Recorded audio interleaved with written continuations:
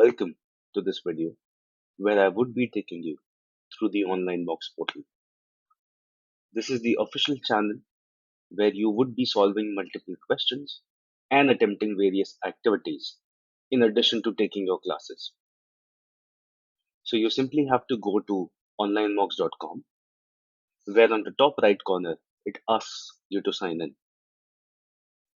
You have to put in your email ID, the email ID which you must have provided to Alchemist at the time of joining, and a password that you would have received from Alchemist on the same email ID. So once you have those two things put in here, you can sign into the portal.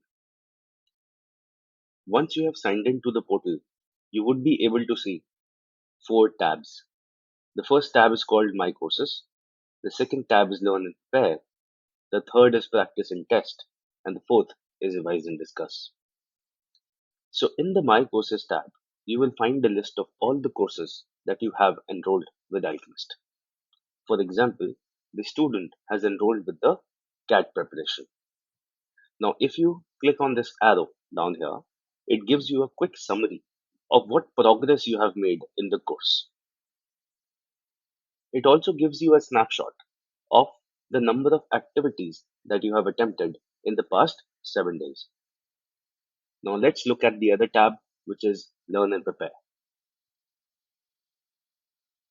So, in the Learn and Prepare tab of the OnlineMocks portal, on the left hand side, you again have a snapshot of what progress you have made and how many activities you have attempted in the past 7 days. Moreover, there's also an option of checking your report on performance with respect to the activities on the right hand side. So this performance report tells you in which topics your concept is clear, in which topics your question choice was clear, in which topics you had better speed or lower speed. So this is one of the beautiful features of OnlineMocks, that it color codes the topics and your understanding of the concepts as well as your speed and question choice. So let's go back on the right hand side of the Learn and Prepare tab. Here you would have this SWOT analysis, an analysis that you must have gotten yourself into as soon as you would have enrolled with Alchemist. And then there are a couple of activities. All these activities are part of milestones. The circles that you see here on the right are called milestones. As soon as you clear a milestone, you reach on to the next milestone of the same topic. For example, if you complete the number theory 1 milestone, only then the number theory 2 milestone would get activated. Yes, you do have the options of viewing how many milestones overall exist by clicking on this Show Hidden Milestones option. Once you have that, you would have a list of all the possible activities or milestones that you would be solving. So let's look at one of the milestones in order to understand what kind of activities does a milestone have. Let's take an example of one of the milestones here. So let me go through set theory 2 as a milestone.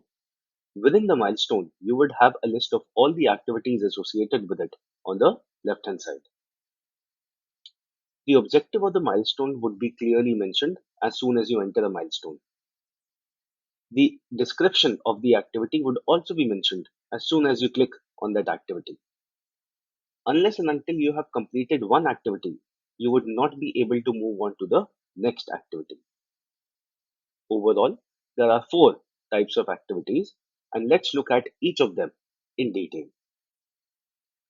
The first activity is basically an exercise activity. In an exercise, you have multiple questions. You solve the questions based on the topic of that exercise. So let me click on attempt and check what kind of questions appear here. As you can see, the exercise already tells you how many questions you would be presented with, and you need to answer all the questions correctly in order to finish this activity. Definitely, if you have no mistakes in any of the questions, you would get highest, which is 3 stars. If you have one mistake, it will give you 2 stars, and anything which is greater than 1 as a mistake, would fetch you 1 star only. But in all the cases, as long as you have completed all the questions, you would be able to complete this activity. Next type of activity is the concept test. So a concept test basically tests your concept on a particular topic. In these kind of activities, you have to answer 5 questions correctly in a row. So you should not make any mistake for 5 questions consecutively. If you make a mistake, you will lose 1 life. Overall, you have 3 lives. So if you make a mistake, you will lose 1 life. Also, that the sequence of the questions will repeat from question number 1. So if you make a mistake on the fourth question, the fifth question would eventually become your first question because you have to do 5 questions correctly in one row.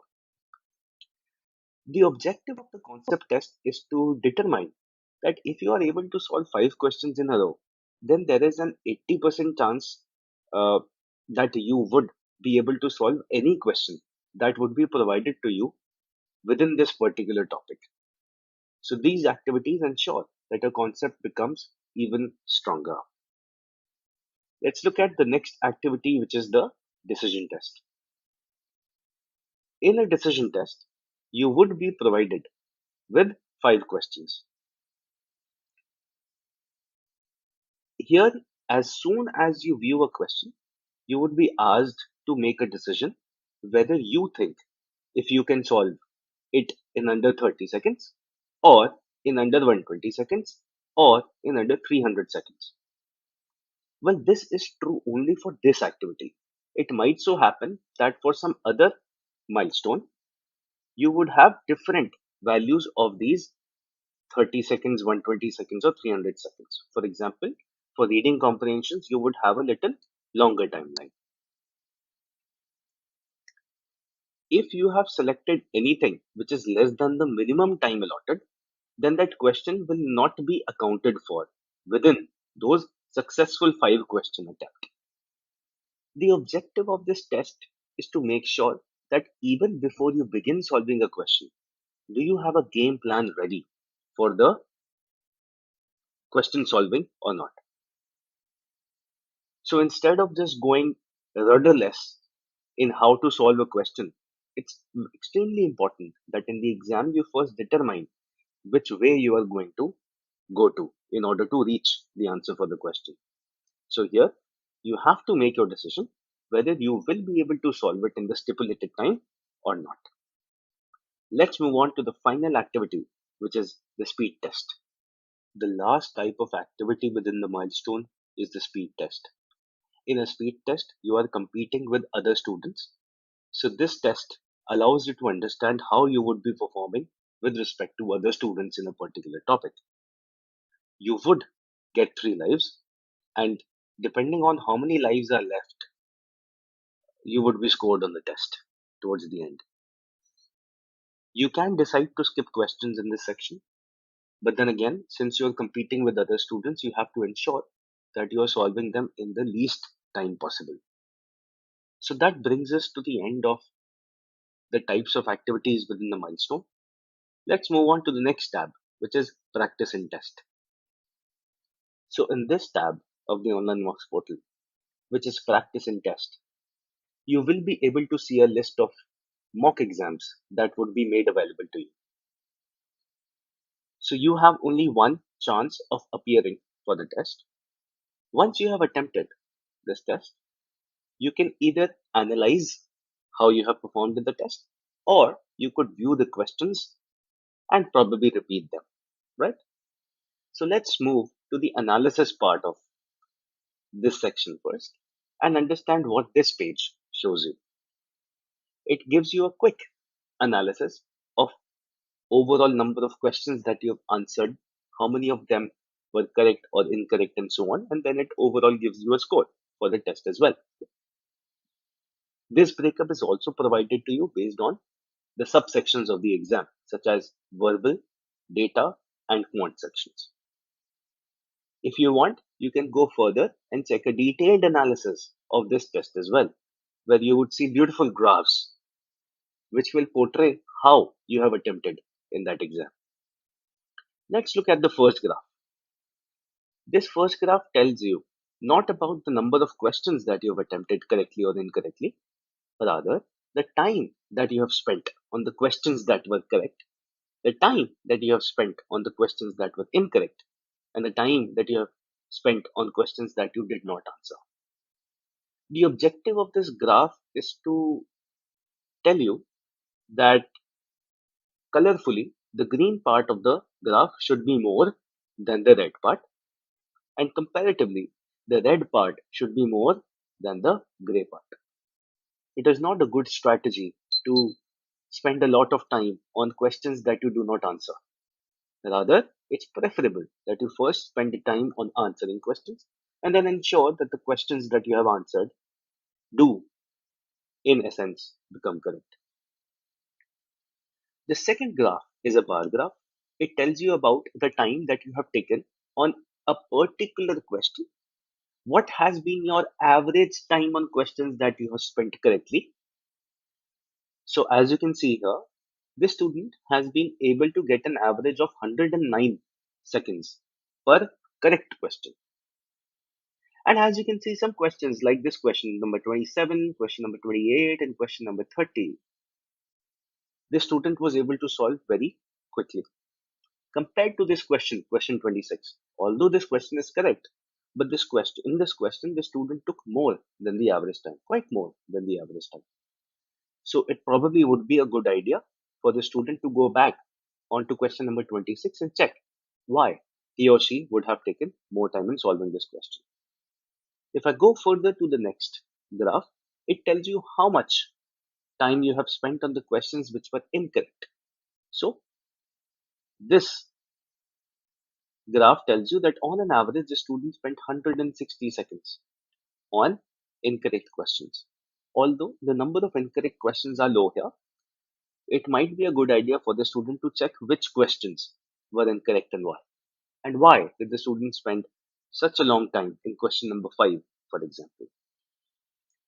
Finally, you have a breakup of the time taken based on the questions that were unanswered. Again, we want this time to be the minimum, should always be less than this average. The same thing can be seen further with respect to the subsections of the exam. So this tells you the same idea, not of the overall exam, but for the verbal section. Again, this is also about the time breakup for the whole DILR section. And this finally gives you a time breakup for the quantitative aptitude section. Now let's look at, if I had not gone to the analysis tab, rather if I wanted to view the questions which were a part of this test, how would that look like? So let me click on view questions. See how it takes you to the revise and discuss section of the tab of Online Mocks portal. This revise and discuss tab, this revise and discuss tabs brings together all the questions that you either would have attempted in the learn and prepare section of the Online Mocks portal or the practice and test. One of the most beautiful features of Online Mocks is that whatever questions that you have attempted in either of these sections, you could bookmark them. And all the questions that you have bookmarked would come here. You could also comment on particular questions, and those are the questions which would appear here. You could also, for example, like a question, and those are the questions that would appear in this thumbs up section. So let's move on to how to sift through this left part of the revise and discuss tab. So as you can see, you can filter all the questions that you have till now attempted on this portal based on the topic or based on the tab from which the questions would have come, either learn and prepare or practice and test.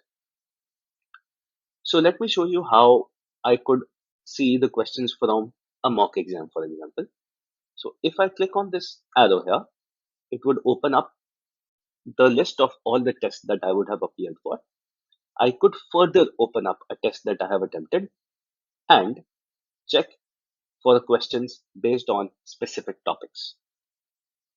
For example, I could click on the quant aptitude and check all the questions out of the 22 questions of this paper. So as you can see, it gives you a list of all the questions, a quick status of how you had attempted that question, and you could simply click on any question and go to that question directly. You do have an option of marking this question as a thumbs up or as a bookmark now as well. You could also ask for help from your fellow mates or from the faculty.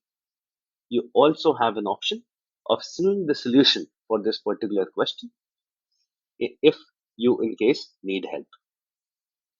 So this brings up us to the end of this video, which talks about the online mocks portal.